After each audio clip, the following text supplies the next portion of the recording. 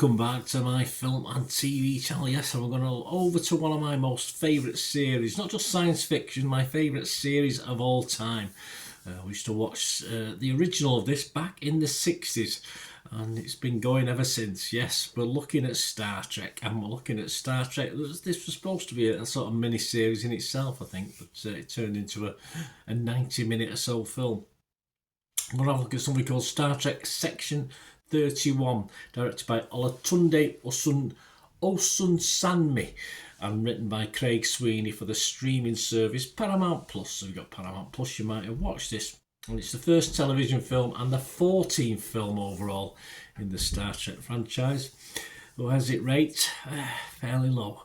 The film is set in franchise's lost era, between Star Trek the original series and the series Star Trek the Next Generation. It follows Philippa Georgiou as she works with Section 31, a secret division of Starfleet tasked with protecting the United Federation of Planets, and must face the sins of her past. Of course, empress, call an emperor. You don't call them empresses now, do you? Just obviously an emperor that we've been introduced to before, haven't we?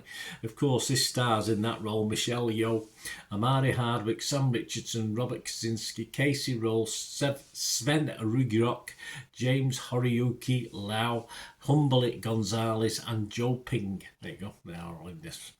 It's released on Paramount Plus on January the 24th. I'm doing this review on January the 27th, so it took me a couple of days to get around to it. Wish I hadn't, but there you go. Anyway, early attempts at humour in this, which you've always get in Star Trek. There's always humour, amounts of humour are just so over the top. This mixed bunch of Section 31 is sadly just not that funny. And the varied accents that you get with it as well, varying from... I think it's an Aussie. I hope he's not trying to be a Cockney to Irish. Horrible, just horrible. Just put you off straight away. And trying to give this amount of characters pithy lines to say he's just wearing by the end. None of them say anything that interesting because there's so many trying to chip in. I'd invested in none of them by the end of this series, and thankfully a couple of them have even been killed off, including the Aussie. So this mirror universe, if you like, I just couldn't invest in the characters. Yeoh is just dragged into the melee, really. Her emperor ruler of the galaxy character is just as she's portrayed as to be a club owner. That's what she is, who can fight a bit. Yes, she can fight a bit. There's a couple of good choreographed fights, but there's no real dark side beyond the opening and near closing scenes with her, and that ruins her for me. She tries to be just part of one of the crew, and it's a little bit monotonous. As far as links to Star Trek go, this has to be possibly the worst I've seen that bears its name. There's little for fans of Star Trek here, to be honest with you. Anything to hang your hats on or hang your badges on. It's just like another made-for-TV sci-fi action drama. It just mentions the Federation from time to time. We get a little bit of the theme tune dotted about, but yeah, the links tend, just not there. Just not there to actually make you that interested. Even if this was an episode from one of the franchises or anything, it offers little of interest as far as good science fiction. It's just very formulaic.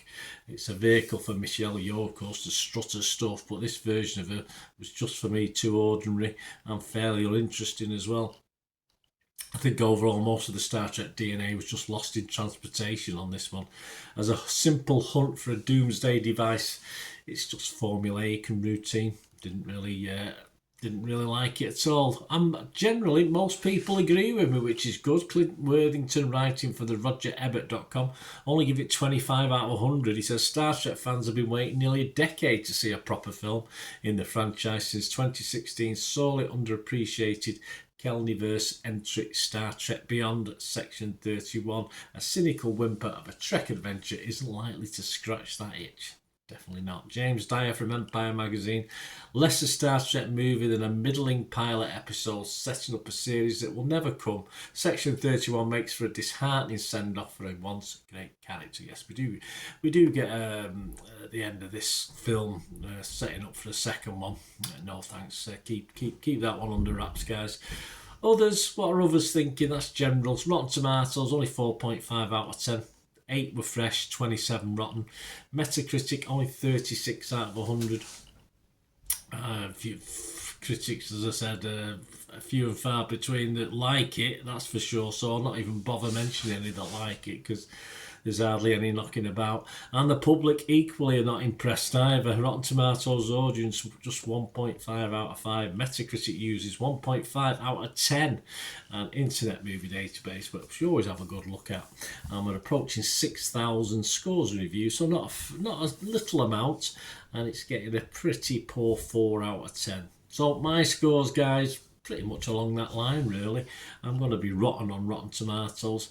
I would be mixed on Metacritic. I'm not going to go totally negative. As I said, as a simple sci-fi action drama, it's okay. As a Star Trek link, it isn't. Simple as that. And I'm not going to give it a score. But if you go on my TikTok, you will see what score I did give it. But if it doesn't get a 5, I don't score it. I'm not going to insult it or insult myself by giving it a score. So it'd be great to know what you think, guys. If you're Star Trek fans or you just like science fiction, it doesn't necessarily mean you want them both, does it? But there you go. Let me know what you think. Please get in touch through any of my socials.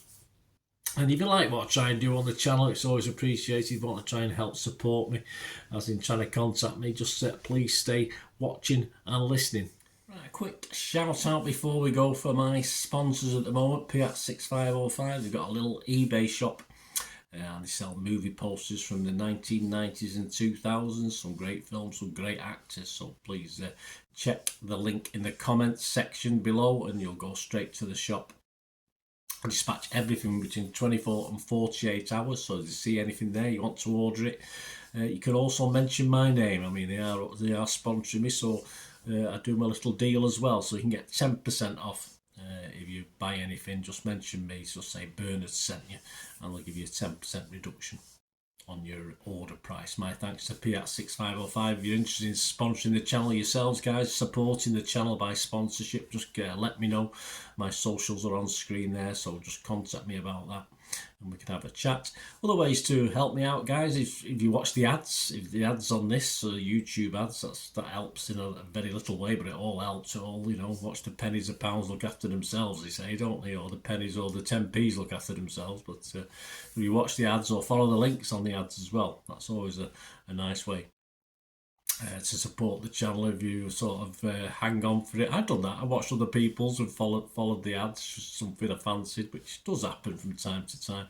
Of course, you can support me by pushing that subscribe button as mentioned earlier, and that's of course pressing the button so you know when these vlogs are coming out. And of course I'm always interested in your opinions, and of course if you can give us a like, that'd be wonderful as well. So thanks for watching, guys.